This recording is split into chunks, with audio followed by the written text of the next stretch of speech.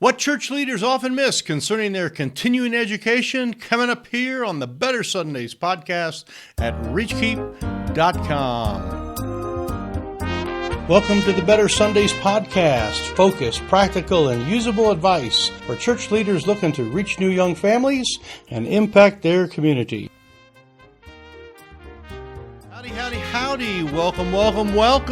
Good to have you here. Today we are covering an important topic about what church leaders sometimes overlook when they are thinking about their continuing education. And so we're very excited to have you here at the Better Sundays podcast. My name is Mike Holmes, founding pastor here at Sinclair Baptist Church in central Wyoming, and we are glad to be able to connect however this is coming to you. Whether you're watching this live or catching this a little bit later, we're thankful for the technology allows us to work together to become better ministers. And we call this the Better Sundays podcast because it's that focused, practical, and usable stuff that each of us need all the time. We're always needing to be sharpened up in so many ways. And I'm glad to be able to have this ministry and be able to talk to you. We have actually thousands of people on our mailing list and get these videos, and we're just grateful for everyone. If this becomes an important part of your education and the things that you like to listen to on a regular basis, I appreciate it if you subscribe, or at least hit the like button there, pass it on, share it to somebody else, and let's get the word around. So today we're going to cover, though, this important topic of what sometimes we overlook when we continue our education. And I believe that every professional needs to have continuing education. If you're a doctor, if you're a teacher, if you're in almost any level of professionalism, you're going to have some type of requirements. Some of them are from outside, some of them are just born from inside of you, that you continue to grow and to mature and to be what you need to be. Now, I've often thought of myself as a lifelong learner, and I like to read books. I like to listen to podcasts. I have my little phone here, and over the last week, I can't tell you how many hours of books and podcasts and training that I have listened to as I've done other jobs while I've driven back and forth doing everything I can. But I have also taken time to do things that are beyond the normal training. Now, most of us, if you're in the ministry, have had some type of ministerial training. Much of that, or many people go to what is called a seminary or a Bible college, and where they learn and study different scriptures and study the Bible. And then seminary, sometimes they go a little bit deeper and teach you how to present the Word of God and how to interpret the Word of God and all the different things on the books. Those are all great things, and seminary is an awesome thing, and many of us have fond memories of being in those classes, although it wasn't really fond at the moment. Some of them were actually pretty hard and pretty in-depth, and boy, I can remember some that they were just like really challenging, but now I'm out. I'm able to take that, and as I preach and present the Word of God, I'm able to use those doctrines and pour those things out into other people. Now, if you have done seminary, or whether you have or haven't, one thing that you probably have added to that is what we would call book learning, where you have purchased books and you have a shelf full of books. Many pastor friends that I have dozens and dozens, if not hundreds and hundreds of books. In fact, if you have over 1,000 books, make sure you leave a comment below and let me know, I got 1,232. Whatever your number of books is, if you actually keep track, that would be great to know. But book learning is excellent as well, and there are some great things that we can learn from other men that have put things into that type of thing. So we've also all learned through what we would call the lecture method, where we have learned, from someone who's actually speaking and are actually listening to it. Now, in this day and age, there's many ways to do that. There are podcasts that you can get on your phone, or however you listen to them.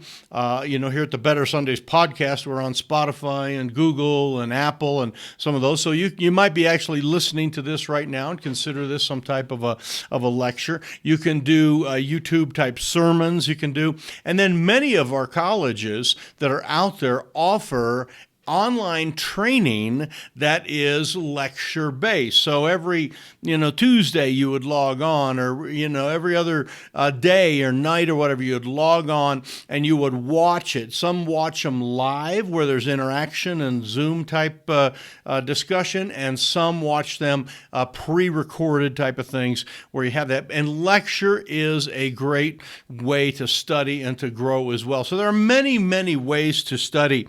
I also wrote down in my notes here a way that is very important for learning, and sometimes we get this very much in our modern day through what we would call YouTube videos. And this is the idea of demonstration or training, where someone is actually just kind of hands-on showing you how to do something. Many times this is done in person. Many times this is done, through some type of video. But it is more demonstration rather than lecture.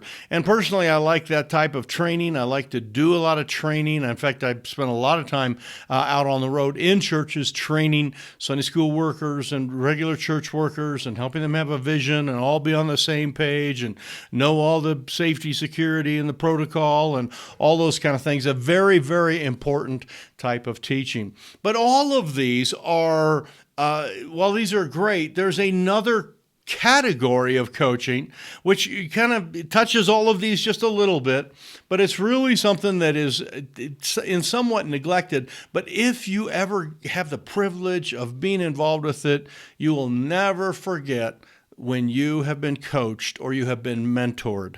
Now, this idea of having some person that takes an interest in you, or you have hired them to take an interest in you, like a personal trainer in a workout area, you would, pay your personal trainer to kind of help you make sure you're doing your reps and all your stretches and all that kind of stuff. If you have ever had the privilege of working one-on-one with somebody, it is a fantastic experience, and it is something that I recall very much. I have had many times in my life where I've had some pastors I've worked under, and I've said, can I call upon you? Can you be my kind of accountability partner in this area, and can I talk to you on a regular basis? Now, I've had some that have been a little bit more accountability, so I've only connected with them at certain times. I've had some that have been more like godly counsel, which have been, when I sort of had a question, I went to them. But I have also been involved in just plain straight out coaching, both in person and online coaching. And let me say something, it is a wonderful, wonderful experience. And it is a type of learning that I believe every ministry leader needs to consider in the scope of all of their training. You'll probably do some more online training. You might have some seminary training. You might actually go on site and sit and listen to lectures and some of that. But one of the things that you can do is that you can get involved with a one-on-one training and have somebody actually coach you through your sermon process, your church management process, your leading of your flock process. There are all sorts of different ways. Now, how do you know, or what is the difference, I guess, with coaching compared to other things? And I wrote down a couple of notes that really were applicable to me. Number one, the coaching side of things, there is a lot of discussion. And it is not just kind of, you talk, but it is the right kind of discussion, and it is concurrent discussion or current discussion about what is the thing that just happened. For example, if you were to have a preaching coach, and some of you are like, a preaching coach? What are you talking about? Yes, you could use somebody to listen to your sermons and to help you through. Every one of us could use something like that, because a preaching coach is going to be just like a professional coach, and you're going to say, hey, did you realize you said this, or do you realize you missed saying this, or you repeated that phrase over and over and over, or you had way too many ums or ahs or whatever. Yes, a preaching coach would be good. And if you have that, you then get in a discussion with them, and it is the right kind of discussion. Now, I've had a lot of discussion with mentors. I've had a lot of discussion with other people, and we can talk about all sorts of things. I'm a talker. You're probably a talker too. It's fun to talk with other people when you have good topics. But when you're talking about a pertinent topic that is where someone is actually helping you grow and develop and to do what you need to do, it would be like the kind of discussion that would happen with a personal trainer. Okay, so for example, say you're trying to learn how to bench press, okay, and you're laying on your back and you're kind of pushing things up. I'm sure the coach would get in a discussion with you about a variety of techniques, whether you arch your back a certain way, whether you get your shoulders flatter, how you grip. Do you grip it this way, that way, wherever? You're breathing before you coach. And so this discussion would be happening, but it would be happening about something that is very, very close to you. In other words, something you've just been through. And that is something you can tell with a good coach, is that you get time to have good discussion. The second thing I think that is important about coaching that I have found in my life is that there's many times when we would be talking about something and we would get off topic, okay, but we wouldn't be off target. In other words, we wouldn't be just talking and all of a sudden talking about the weather or, elk hunting or the football game or whatever. We might get off topic, but a good coach is someone that brings you back in and keeps you on target. And this is a very important thing, because when you spend time and you actually pay people for coaching, and if you pay a personal trainer or a preaching coach or someone to help you, church management type things and help you kind of sharpen up your outreach and that type of thing, you want to take advantage of as much as possible, and you want to make sure that you don't get off target. Now, you may be off topic a little bit, because sometimes off topic is really where things need to be. Many times when I'm talking with people and like, hey, how'd it go? And you're kind of coaching them through, and you're talking about how did this happen, how this, and like, how was your Sunday? Like, oh, well, you did it. And then you say, and what else happened? And then they go, well, blah, blah, blah. And it's the second thing or the third thing that they mention that is really the target, but it's not the topic that you started with. And we're able to coach them back and be able to take some of those things and help them to really figure out the root problem of what is going on, so you can be off target. If you were say, for example, you're a golf coach, okay, and you're working with somebody and they're swinging and it's veering off this way or that way or whatever the problems happen to be in golf, okay, you might, the guy might be talking about his grip, the way that he grips the club. But you, as a coach, might start to recognize it's really the way that he's turning his hips when he swings through, and you're not powering through that swing the proper way, and don't have your arms the right elbow up high or too low, or whatever it happens to be. You would know what that is if you were a coach, and it would be a little bit off topic, but it wouldn't be off target, because the goal is to have the perfect swing and to get the ball all the way through. And if we are having a perfect swing and when you're golfing, is that not the goal? I mean, is that not really what it's all about? Which really takes me kind of to the third thing. And this is that a coach, a mentor, is not just someone that listens to you and kind of goes, yes, very good. And, be warm and be filled. And, good luck on that next sermon, that type of thing. But a coach is really, and this is my third point here, a coach is what I call a better maker. A better maker. He is there to make you better. He is there, he, she, whoever it happens to be, they're there to help you be better at benching. They're help you better at swinging and getting the ball down the course, better at helping you run your church and present things. And I say all of these things because, folks, we at reachkeep.com here, we're in the business of being better makers. That's really, in fact, we call it bettersundays.com. It's the whole thing about you can have a better Sunday than you had the week before. And I think every Sunday needs to be better than the week before. We need to work on that. There are so many areas where we can improve. And I want to encourage you, if you are looking for this type of coaching, you're looking for this type of something to add to your educational repertoire. In other words, you got a degree hanging on a wall, and you got a diploma here, and you got a bunch of books over there, and you got check marks by all the important lectures, but you also have been through some personal and private type coaching, then this is for you. We have got some a coaching thing coming up right now, be coming up very soon, is on group coaching that we're doing, and you can find out all about it by just going to our website, reachkeep.com/coach, okay? Because I believe that every person really needs a coach.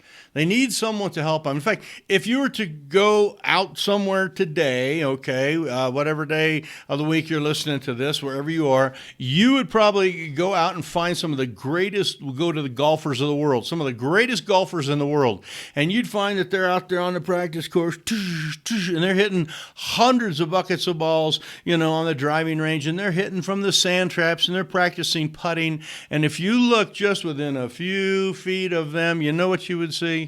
You'd see someone standing over there going, and then a few minutes later, you would witness a conversation. And they say, the reason you're putting is all going off to this side is because you don't have your grip quite the right way. Let's get that grip back the right way. If you were to go to any baseball hitting guy, like the guys that have the great batting averages, you're going to see them in the games hitting home runs and hitting really good hits. But during the week, you're going to see them. They're going to be at the plate, and they're going to have that little pitcher guy throwing the ball at them or one of those automatic deals, and they're going to be hitting the ball, hitting ball. They're smacking them all over the place, and just a few feet to the right or left, you would see a hitting coach. You would see somebody there. In fact, here's something very exciting for us. I'm out here in the Wild West, okay? The closest major sports team to us is the Denver Broncos. Now, you may or may not like the Broncos, but this particular year, the Broncos have a kind of a big-name quarterback finally coming to help us. We've had some big-name quarterbacks, and when we had big-name quarterbacks, we won Super Bowls. It was great, but we've been pretty bad since then, and so there is a new guy, and his name's Russell Wilson. He's won a Super Bowl or two, I guess, with the Seattle Seahawks. And I don't know much about him, but I can guarantee you that he has got his little Bronco uniform on now, and when he's at the practice field and he's doing all that stuff, within a few feet of him, okay, and even maybe taking film, taking pictures, and coming back, when he is done, he's meeting with someone who is his coach and someone who is helping him to make sure that he is being absolutely the best he can be. Now, folks, they do it for a worldly crown, so to speak. We do it for eternity. So how much better should it be that we should have some type of level of continuing education that is tied much more to the coaching and mentoring aspect? And we are here for you. I am here for you. And I'd love for you to sign up for one of our training webinars. You can go there to reachkeep.com/coach, and that will direct you into what we have, some of the options that are out there. We do have one coming up real soon, a group coaching thing. Looking forward to that. Working on the webinar myself this week and kind of getting things ready. And I love teaching and training via webinar by just on the computer right here in front of screen to screen, and it's a great way to do it. You can find that at reachkeep.com/coach. I'll put that in the notes, and you can find your way there, and that'll be helpful to you. Get yourself signed up for the most coming up current webinar, and we'd love to have you. So anyway, I hope that you get lectured. I hope that you have a degree. I hope you have 1,000 books.